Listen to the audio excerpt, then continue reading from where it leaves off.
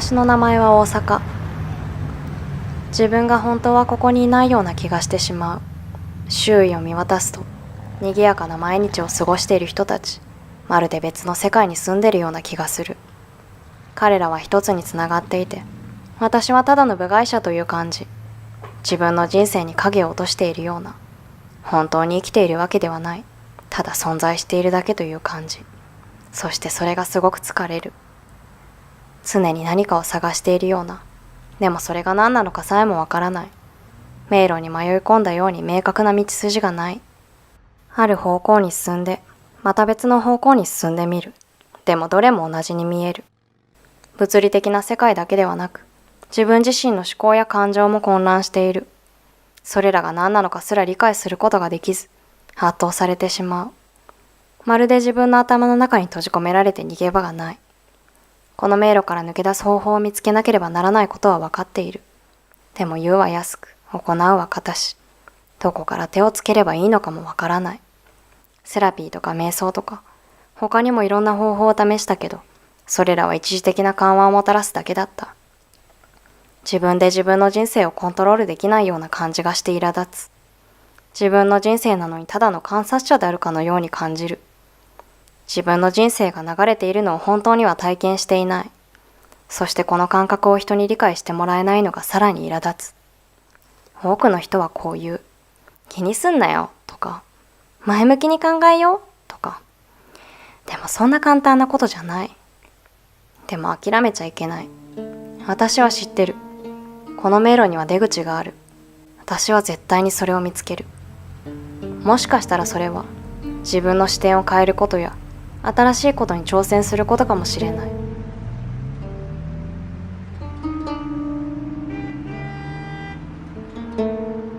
人々は話し、笑い、互いを楽しんでいる。でも私は全くの孤独で、ただ外からそれらを見ているだけ。まるで私はこの世界の部外者であるかのように。私は彼らが互いに交流し、親密な絆を築き、人生を分かち合うのを見守る。彼らは自分の興味、人間関係、そして目標について話す。反面私にはそれらを共有する相手がいない。私の手を握って慰めてくれる人も、悩みや秘密を聞いてくれる人もいない。私のことを理解し、ありのままを受け入れてくれる人がそばにいたら、一体どんな気持ちになるのだろう。どんなことがあっても私のそばにいてくれる人。私にはそれがない。深く傷つく思いだ。人混みの中一人でいることは、この世で最も孤独なことじゃないだろうか。私のことを本当に理解してくれる人。そんなつながりをいつも探している。群衆に溶け込むためにつけた仮面ではなく、ありのままの私を見てくれる人。でもこんな状況にもかかわらず、私は本当の意味で孤独ではない。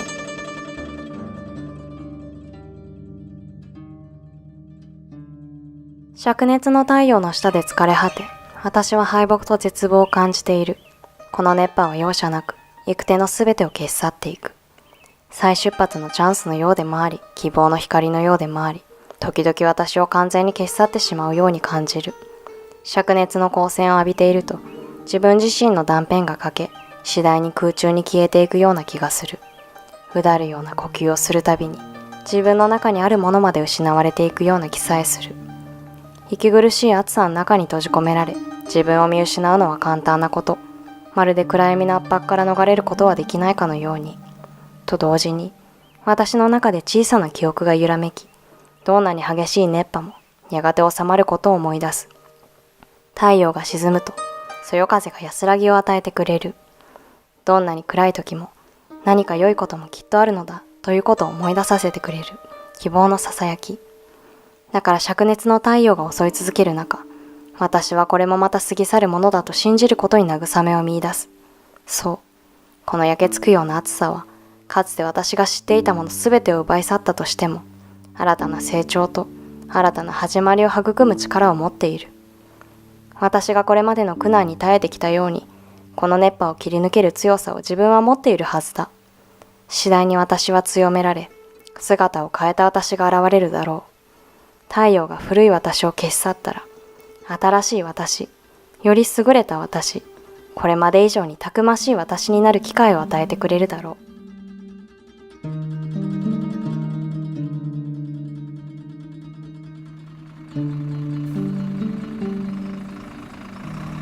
夜になるとロンドンは寂しくなる。私はそれが好きだ。それは私が思考するのを助けてくれる。でも私は周りの世界から切り離され、無感覚にならざるを得ない。街はひたすら早く動き、誰もがどこかに行こうと急いでいる。まるでレースが行われているようだけど、ゴールがどこにあるのかもわからない。ネオンと看板が点滅する中、私は街が通り過ぎるのを眺める。それはそれなりに美しいけど、同時に圧倒される。時々自分がスローモーションになったような気分にもなる。世界があっという間に過ぎて、どうすれば追いつけるのかわからない。多くのエネルギーに囲まれていながら、その全てから切り離されているような妙な感覚。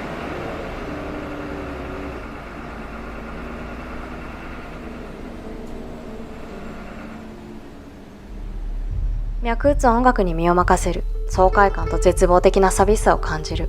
私が一番好きな時間だ。照明が落ち音楽が始まると、世界が消えて私とビートが一つになる。部屋のエネルギーが伝染し、自分もその中に巻き込まれていく。低音が骨まで響き渡り、音楽のリズムに身を委ねる。踊っていると一瞬何もかもがどうでもよくなる。でも曲が終わると照明が点灯し、現実の世界に戻ってくる。すべてが一気に崩れ落ちるような感覚に陥る。そして観客のおしゃべりに焦点が当てられる。周りを見渡すと笑い合ってる人たちばかりで、自分がまた外から見ているような気がする。多くの人に囲まれていながら、一人であることを感じる。音楽は一時的な逃避。同じように感じている人がいるだろうか、と孤独感に襲われる。でも孤独を感じるのは自分だけではない。誰もが経験すること。そして何か困ったことがあったら人に助けを求めることが大切だ、と自分に聞かせている。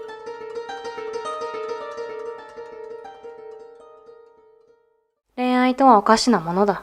世界の頂点に立ったような気分にさせることもあれば、涙の海に溺れるようなこともある。そして時にはその両方が同時に起こることもある。映画の登場人物たちが恋に落ちるのを見ながら、自分はもう二度とそんな気持ちになれないかもしれない、とほろ苦い気持ちになる。自分が失ってしまったもの、あり得たかもしれないことが頭をよぎる。でもほとんどはただ苦いだけ。かつての恋愛と今の孤独が胸を締め付ける。映画の中の登場人物たちは、とても幸せそうな恋をしているように見える。彼らの笑い声や喜びの中で、一瞬自分も彼らの世界の一員になったような気がする。でもこれは映画であり、現実ではない。私は涙を拭きながら、気持ちを落ち着かせようとする。こんな自分を誰にも見せたくない。でも映画館を見渡せば、同じように涙を拭いている人たちがいる。自分だけではない、と慰められるような気持ちになる。恋愛は複雑なものであり、喜びも苦しみももたらす。でもできるだけその美しさに目を向けるようにしたい。たとえ今はそう思えなくても、また恋をすることができる、と自分に言い聞かせる。そしていつか本当に、私はたった一人の相手を見つけることができるかもしれない。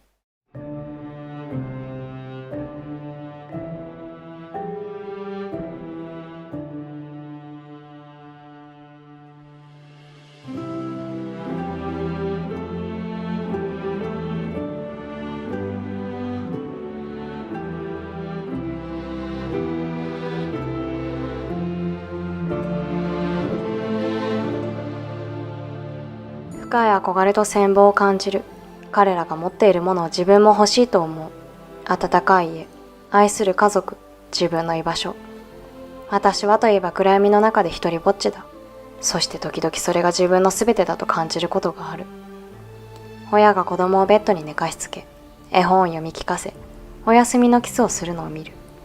ソファーに座って手をつなぎ、一緒にテレビを見ているカップルを見かけることもある。家に帰ると人がいるとはどういうことだろう。人生を共にする人、無条件に自分を愛してくれる人がいるとはどういうことだろう。通りを歩いていると、そんな風に思っているのは自分だけではないことに気づく。私と同じように自分の居場所を探している人がいる。かといって自分の孤独感が軽蔑されるわけではない。旅は人それぞれであり、他人と比べるものではないと分かってる。でも私が絶望しているものを手に入れた人たちがやっぱり羨ましい。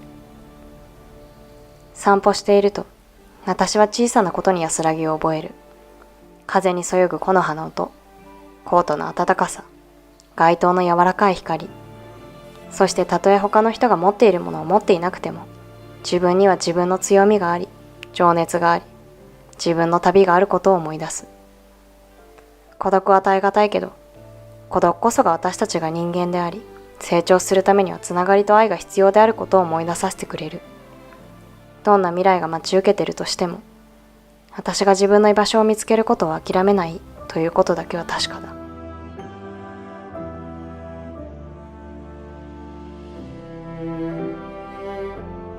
自分の呼吸の音だけがこの殺伐とした地下鉄の静寂を破っている。誰もいないホームに頭上の明滅が不気味な光を放ち、私は不安と孤独を感じざるを得ない。来ないかもしれない列車を待っているのは世界で私一人だけだろうか。空虚な雰囲気に包まれ、息が詰まるような思いがする。座って待っている間、私の心はさまよい始め、失ったものすべてについて考えずにいられなくなった。仕事も家も友達も、かつて自分の居場所だと感じさせてくれたものすべて。今私はかつての自分の姿のまま、来ないかもしれない列車を待っている。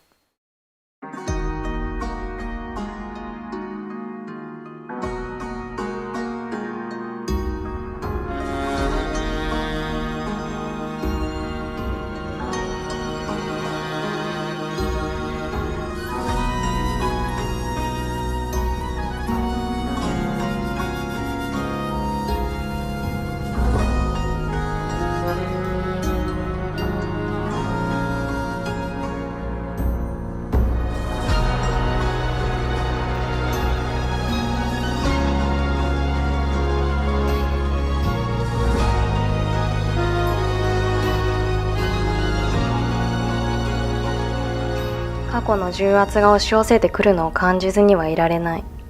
手にした写真に目を落とすと、家族の笑顔がこちらを向いている。彼らともう何年会っていないのだろうか。長いようであっという間だった。まだ数ヶ月しか経っていないようにも感じる。私が去ったのは、そうしなければならなかったからだ。自分の生きてきた人生から、自分に課せられた期待や制限から解放される必要があった。でも今、新しい街で一人座っていると、その価値はあったのだろうかと思う。自分の決断は正しかったのだろうか。家族に会えない辛さは耐え難い。胸の奥の締め付けられるような痛みがなかなか消えない。そしてその痛みと混じり合っているのが愛だ。彼らに対する深く変わらない愛。後悔もある。離れてしまったこと。彼らに苦痛と心配を与えてしまったことへの後悔。戻れないのは分かっている。もう元には戻れない。でも戻れたらいいなと思う。時間を巻き戻して違うことができたらいいのにと思う。そうすれば今頃こうして公園で一人座り、家族の写真を見つめながら迷いや孤独を感じていることもなかったのだろう。ここに座って思いに浸っていると、顔に当たる風と肌に照らう太陽の光を感じることができる。そして一瞬、ほんの一瞬安らぎを感じる。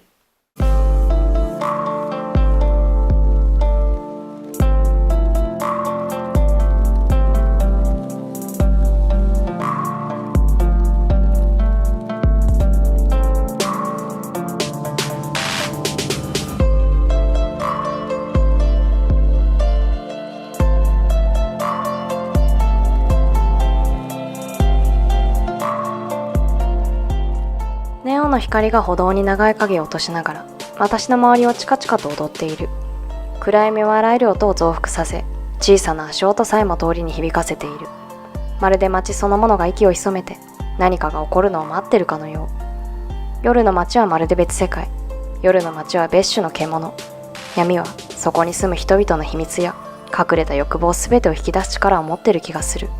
そして時々自分もその一部であるかのように感じる。自分が秘密の一つであり、欲望の一つであるかのように。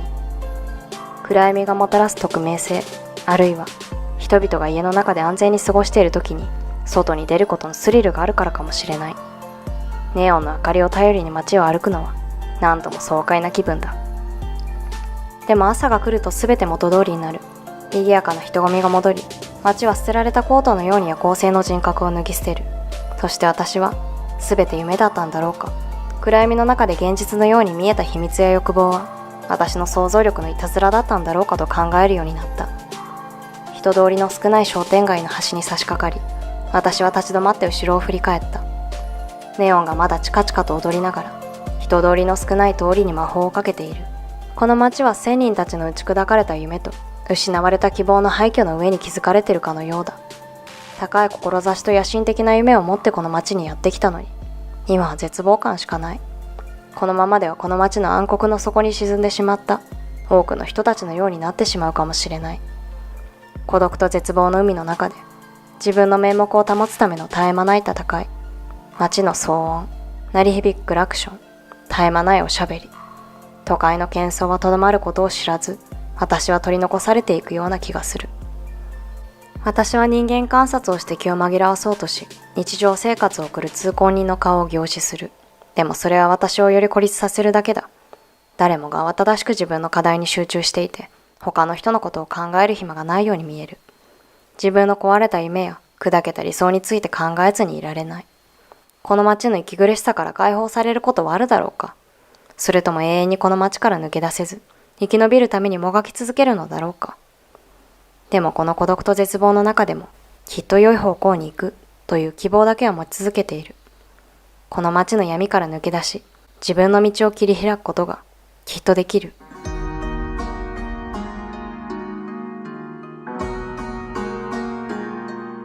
ここにいると他では得られない穏やかな感覚を覚える。水の流れには魔法がかかっているようで、止まることなく、一時停止することもなく、私の悩みや不安をすべて洗い流してくれるような気がする。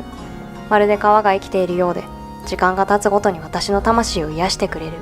川が街を映し出す様子は本当に神秘的だ。それはまるで鏡のように、私の世界に違った視点を与えてくれる。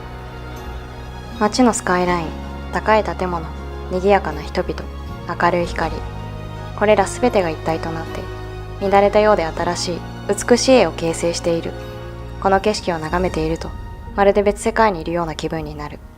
人生には無限の可能性があることに気づかされる。すべてが可能で、何が起きてもおかしくない。心配事など些細なことで、夢は手の届くところにある。既成概念にとらわれず、何でもできると信じるよう促してくれる。迷ったり圧倒されたりしているとき、私はここを訪れ、明晰さを得ることがある。水の流れる音、顔に当たるそよ風、肌に当たる太陽の感触、これらすべてが一体となって、他では得られない安らぎを生み出してくれる。時間をスローダウンさせ、自由に自分らしくいられると感じる。ストレスやプレッシャーから解放されて、ただその場にいることができる。この感覚はうまく言葉にできないけど、とても大切なもの。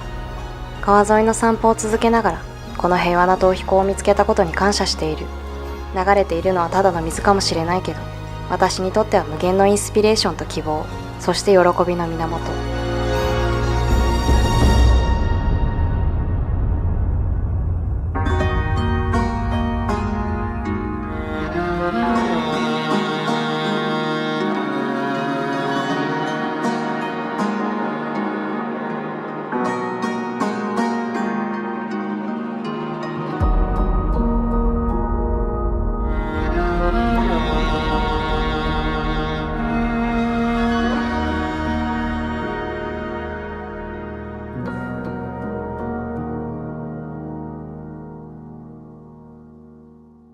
そのミュージシャンのメランコリックなメロディーに虚しいということを感じる。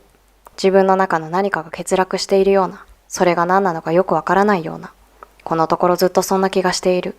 周りの人たちは生き生きと笑って楽しく暮らしているのに、私はこの憂鬱な気持ちに支配されているようで振り払えない。私はよく本当の幸せとはどんなものだろうと考える。朝起きて目的意識と充足感を感じ、すべてがうまくいくことを信じられるといった感じだろうか。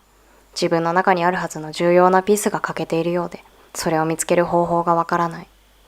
この空白を埋めるためにあらゆることを試したけど、どれも意味をなさなかった。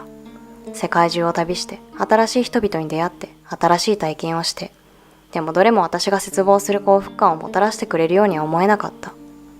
私は常に見つかるかわからないものを探しているような気がする。このミュージシャンが奏でるギターの音色はどこか懐かしい。私がこれまで幸せを見つけようとして失敗してきたことを思い出させる。ほろ苦くて心が引き裂かれそう。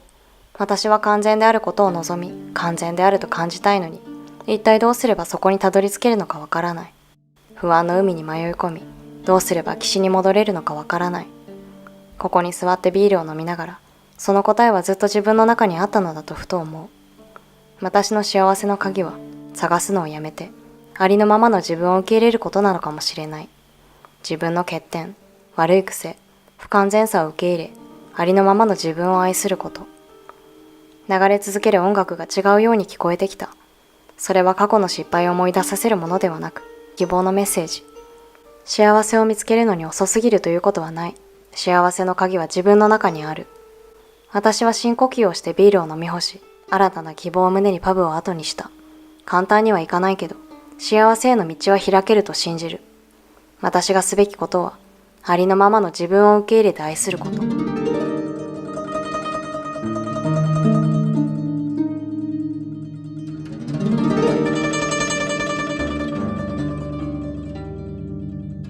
この環境だけが唯一深い思索に浸る感覚を与えてくれる。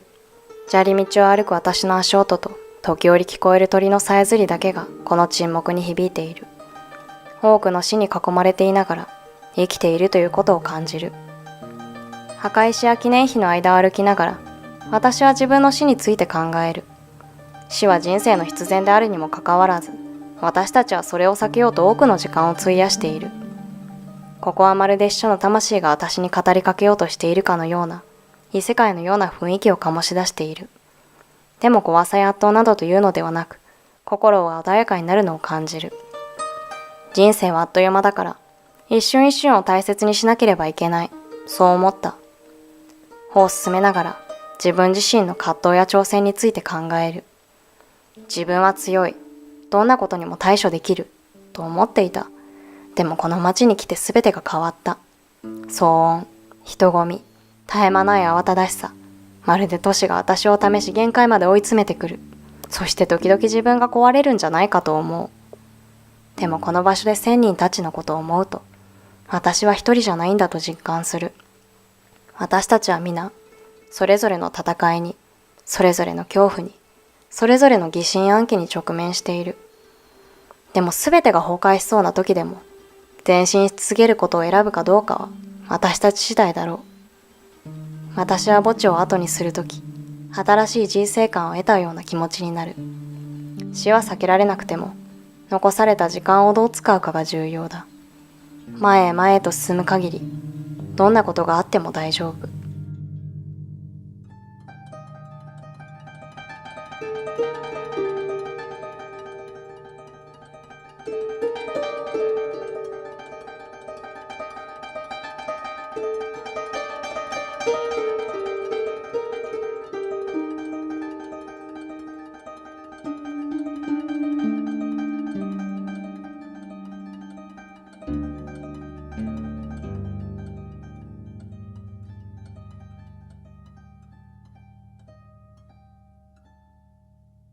希望、それは物心ついた時からある慣れ親しんだ感覚。私はもう透明人間にはなりたくない。自分がここにいないかのように背景の中に消えていくのは嫌だ。見てもらいたい。聞いてもらいたい。でもどうしたらいいんだろう。賛美歌側の空気を満たし、世界には美があることを思い出させてくれる。私は目を閉じ、音楽に身を任せ、感動の波に身を任せる。どんなに暗くても希望はあるのだと感じられる。でも音楽の美しさに酔いしれながらも、不意に自分の葛藤に心を奪われてしまう。私は他の人たちと同じであろうとするあまり、本当の自分を見失ってしまった。私は自分の人生の背景人物となり、見えなくなってしまった。賛美歌が終わると、私は変化を起こさなければならないことに気づく。他の誰かになろうとするのをやめて、自分自身を受け入れる必要がある。簡単なことではないけど、時間をかけて努力すれば、また立ち上がる勇気が湧いてくることを私は知ってる。教会の静けさに包まれながら、私は静かに誓う。私はもう影に隠れることも、自分を偽ることもしない。私は自分らしく堂々と、ありのままの私を見てもらう。一朝一夕にはいかないけど、時間が経てば、自分の声が届くようになると信じている。賛美歌は私に安らぎを与えてくれたけど、それを携えていくかどうかは、私次第だ。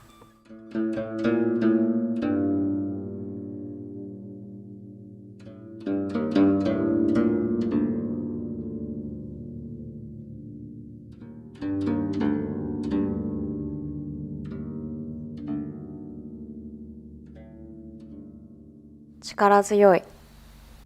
まるで一筆たちが糸となって、美と感動のタペストリーを織りなしているかのよう。でもこのような創造性と表現力の中にあっても、私は孤独感を拭い去ることができない。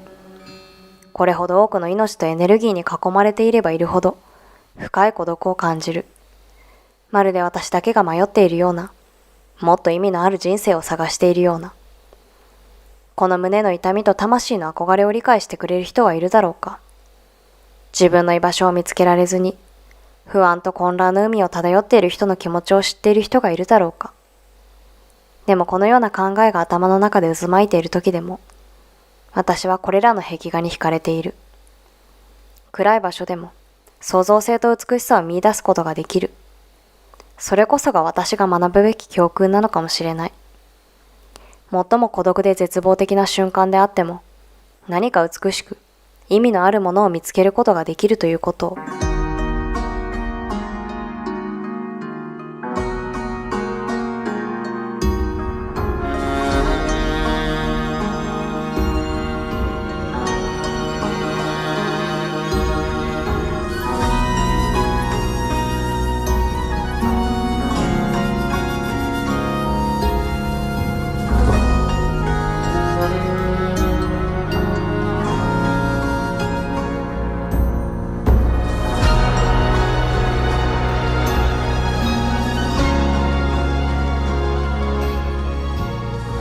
ここには自由がある。この街の性質に思いを馳せる。迷路のようにどこにもつながっていないような道や路地がある。時々ここに閉じ込められて出口を見つけることができないように感じる。私はいつも都会に惹かれてきた。喧騒、無限のチャンスと可能性に満ちている都会。でも騒音と混沌に圧倒され、その大きさに息苦しさを感じることもある。そんな時、橋に打ちつける水の音、風を揺らすそよ風、静かに行き交う船。そういったシンプルなものに安らぎを感じる。ボートを見ながら、私は羨望の念を抱く。彼らの自由さ、水中を自由自在に移動する能力に対する羨望。都会の向こう側には、広々とした空間、無限の地平線が広がっている。もしかしたらこの迷宮から抜け出す方法があるかもしれない。それに脱出の可能性を考えている間にも、私はこの街の美しさに心を打たれている。夜空を照らすネオン、雲を削るようにそびえ立つ高層ビル、行き交う人々、それぞれがこの街を流れる活気あるエネルギーを表現している。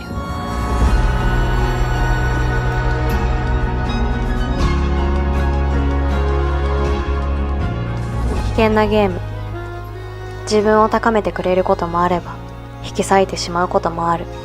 そして時にはその両方が同時に起こることもある。この二人を見ていると映画でも見ているような気分になる。笑ったり遊んだり、お互いに夢中になっている姿は羨ましい。私が不幸せというわけではないけど、あのようなつながりや親密さに憧れる自分がいる。でも恋愛というのは気まぐれに、潮の満ち引きのように行ったり来たりするもの。時には砂のように指をすり抜けてしまうこともある。このカップルを見ていると自分が失った愛や逃した機会を思い出してしまう。懐かしさと後悔が入り混じる。それでいて惹かれる。二人が見つめ合い、喜びと情熱で目を輝かせる姿に何かがある。何度傷ついても、何度倒れても、愛は必ず私たちを立ち直らせてくれる。若いカップルの恋する姿に新たな希望をもらう。愛は危険なゲームかもしれない。けれど最も美しい。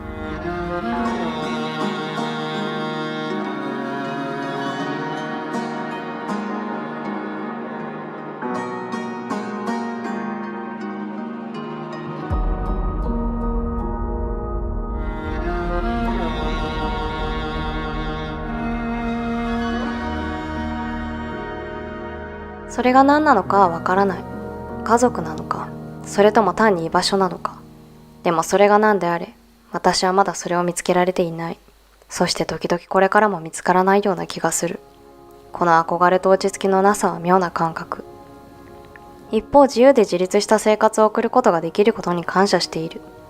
でも私の中には、日々の生活を構成する一過性のつながりよりも、もっと深く、もっと意味のあるものを求めている部分がある。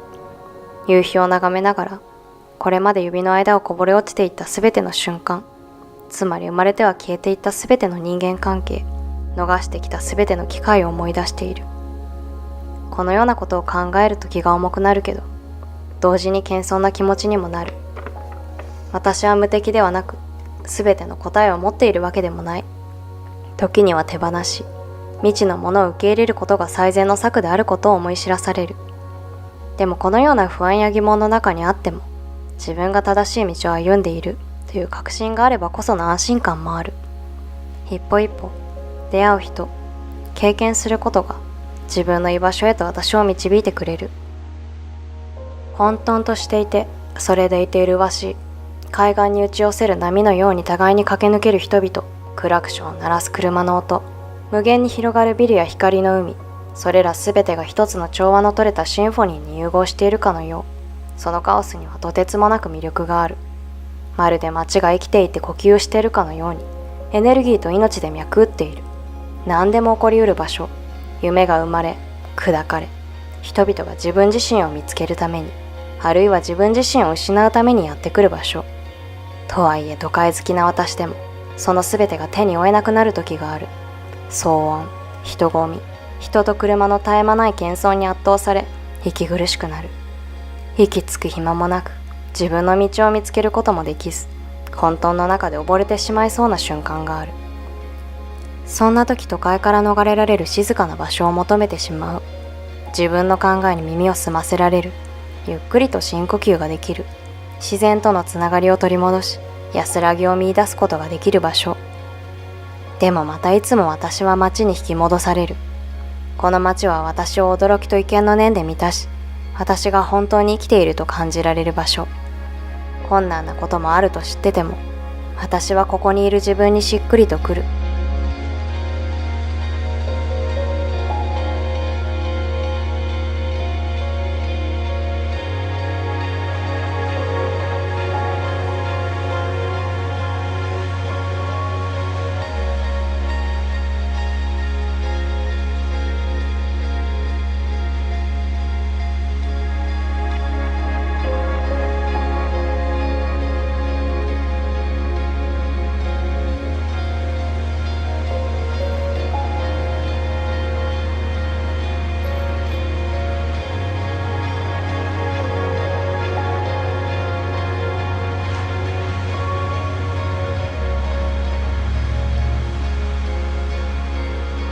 私がよくここに来るのは、逃げ場のように心地よくリラックスできるから。この場所の穏やかな雰囲気は、外界の騒音やストレスを忘れさせ、ただ今この瞬間に存在することを可能にしてくれる。私は以前自由こそが幸福の鍵であり、社会や期待に縛られなければ全てうまくいくと信じていた。でも年を重ねるにつれて、自由だけでは十分でないと思うようになった。好きなことを好きなようにやれるだけではダメ。私に本当に必要なのは目的なのかもしれない。自分の人生に方向性と意味を与えてくれるもの、目指すべきもの、努力すべきもの、自由だけでは満たされない私を満たしてくれるもの。この場所で涼んでいると、時間が経つのを忘れてしまいそうになる。束の間自分の生活の悩みやストレスさえもなかったかのような気持ちになる。このような時、人生には自由だけでなく、もっと多くのものがあると実感する。知識の追求、人とのつながり、何かをやり遂げた時の満足感。私はまだ全ての答えを持っているわけではないけど、きっと正しい道を歩んでいて、探し物だって見つかるかもしれない。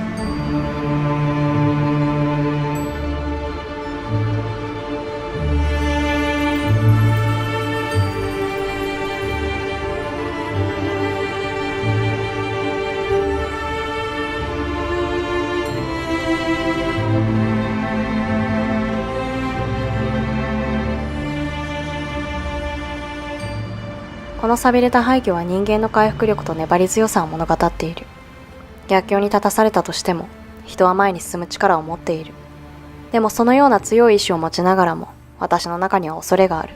暗闇を恐れている。自分の中にあるもの、心の影に潜んでいるものが怖い。自分の心の奥底に埋もれ、正面から向き合うことを阻む考えや感情。もしそれを吐き出したら、私は完全に蝕まれてしまい、二度と元に戻れなくなるのではないかと思う。自分の中の暗い部分をさえ支配されないようにするのは絶え間ない戦い。でもこの廃墟で忘れ去られた夢の崩壊に囲まれていると、闇の中にあるある種の輝きに気づく。恐怖を克服し、内なる悪魔に立ち向かおうとする戦いが私をたらしめている。それは逆境に負けず、夢を諦めない強さを与えてくれる。寂れた廃墟にいながら、内から勇気が湧いてくるのを感じる。この先どんな困難が待ち受けていたとしても、それに真っ向から立ち向かう覚悟はできている。暗い影の中にも必ず光はある。どんなことがあっても、私はそれを見つけると決心した。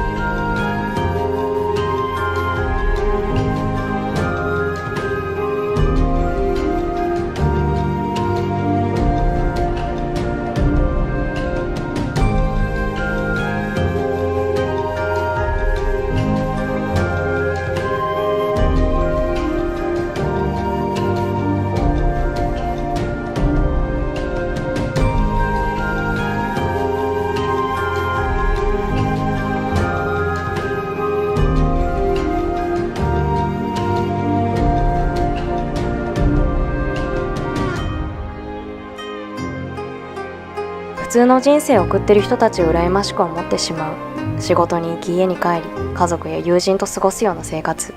でも私は本当にそれを望んでいるのだろうか。私は他の人とは違う。それでいいじゃないか。むしろそれが私の個性であり、特質であり、興味深いところだ。私はほとんどの人が夢見ることしかできないような経験や機会を得てきた。その結果今の私がある。だからこそ普通の人生について考えてしまう。でも私はすでに平凡とは程遠い人生を送ってきた。浮き沈みはあっても、私だけの人生。ここに立ってタワーブリッジを眺めながら、私は私の違いこそが自分を作っていることに気づく。幸せで満たされるために他の人と同じである必要はない。ただ自分らしさを受け入れて、情熱と夢を追い求めるだけでいい。確かに孤独や孤立を感じる瞬間もある。でも刺激や冒険、成長の瞬間もたくさんある。私は高揚感も低揚感も、すべて私の旅の一部であることを理解し、感謝することを学んだ。タワーブリッジから離れ通りを歩き始めたとき、私は満足感に包まれるのを感じる。普通の人生ではないかもしれない。でも自分らしい人生を歩んでいる。それはなんて誇らしいことなんだろう。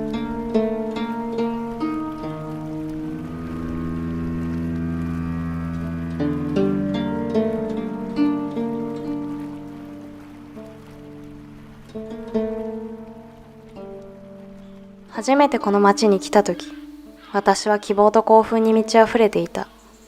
母国や家族を捨ててでも、この町で夢を追いかける意義があると思っていた。でも今この町で辺りを見渡すと、浮かぶのは喪失感と嘆きだけ。この町は失われた何かを悲しんでいるように感じられ、自分もその一部なのではないかと思う。私が日本を離れてここに来たことが、このような悲しい気持ちにさせたんだろうか。愛する人たちすべてを捨ててまで、ここに来て夢を追いかける価値はあっただろうか。ここに座っていると、ここに来るために払った犠牲の数々を思い出す。家族との別れで流した涙、初めて来た時の孤独感、生活費を稼ぐのに苦労したこと、それらは一体何のため？喪に服しているような、私を拒絶しているような、そんな街にいるため？はっきり言って私はここにいても幸せじゃない。夢を追い求めれば、充実感や幸福感を得られると思っていたのに、もたらされたのは孤独と絶望だけだった。もうこれ以上ここにいることはできない。私は故郷に、日本に、私の心が本当に属している場所に帰る必要がある。この街を去る時が来た。喪失感しか感じられないこの街を。それは簡単なことではなく、より多くの痛みをもたらすと分かっている。でも私はこれ以上ここに留まることはできない。この公園から、この街から離れるとき、私は自分の一部を失うかもしれない。でも前に進み続けなければならない。探し続けなければならない。たとえ今まで得てきたすべてを捨ててでも。なぜなら私たちにできることは、悲しみや喪失感に直面しても、前進し続けることだけだから。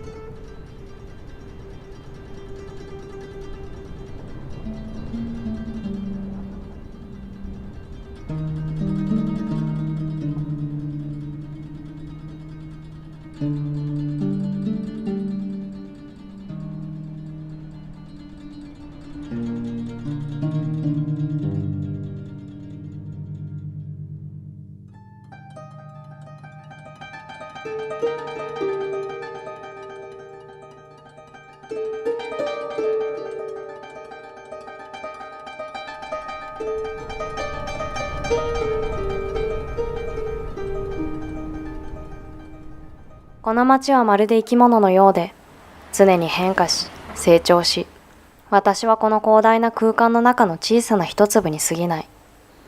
この街の喧騒を眺めていると、その騒音と混沌に溺れてしまいそうになる。まるで街そのものに命が宿っているようで、私は傍観者でしかない。でもその圧倒的な無意味感とは裏腹に、そこにはある種の美しさがある。川の流れや人々の動きを見ていると、自分よりも大きなものを目の当たりにしているような気がする。街はまるでキャンバスのようで、すべての人と建物が生き生きと変化し続ける風景に貢献している。でもその美しさに感謝する一方、寂しさを感じざるを得ない。常に動き変化する都市では、簡単に見知らぬ人になったような気分になる。ここで友達やつながりを得たとしても、いつも切なさを感じる。すべてのものが動き続け、次のことに向かっていく。人生の儚さを思い知らされる。街は世界の縮図のように、喜びも悲しみも、勝利も敗北もある。それにもかかわらず人生は続き、街は動き。やっぱり私はこの広大さの中の小さな一粒に過ぎない。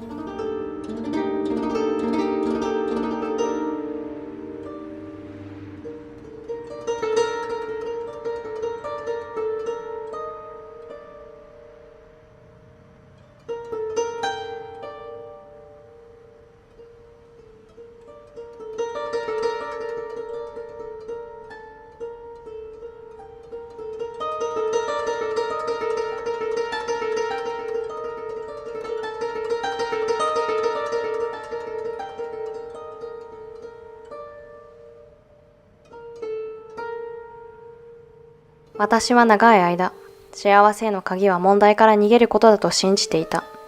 物事が難しくなったり圧倒されたりしたら、荷物をまとめて新しい場所に逃げ込み、景色を変えれば全ての悩みが解決すると思っていた。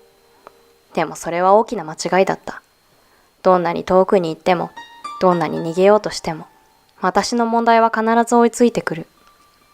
憎たらしい悪魔は、地の果てまで私を追いかけ、私を解放することを拒んだ。このことに気づくまで長い時間を要した。数えきれないほどの都市や国を旅しながら、常に安らぎと充足感を求めてきた。でもどんなに綺麗な景色の中にも、どんなに親切な人々の中にも、私が真に求めているものは見つからなかった。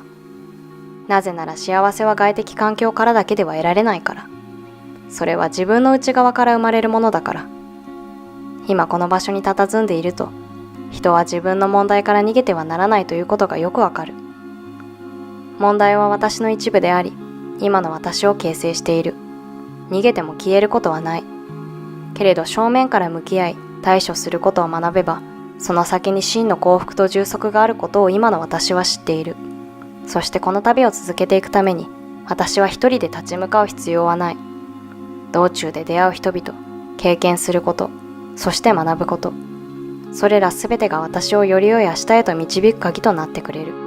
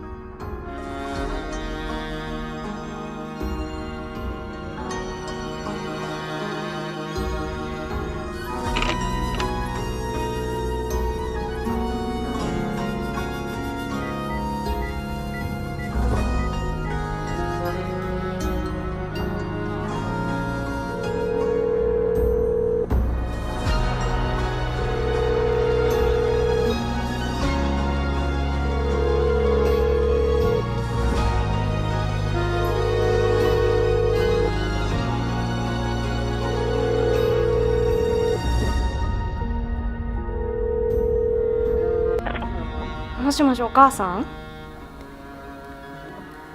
ただ言いたかったのは、ごめんなさい。悪い決断をしたのは分かってる。今イギリスのロンドンにいるよ。大丈夫。もうすぐ家に帰るから待っててね。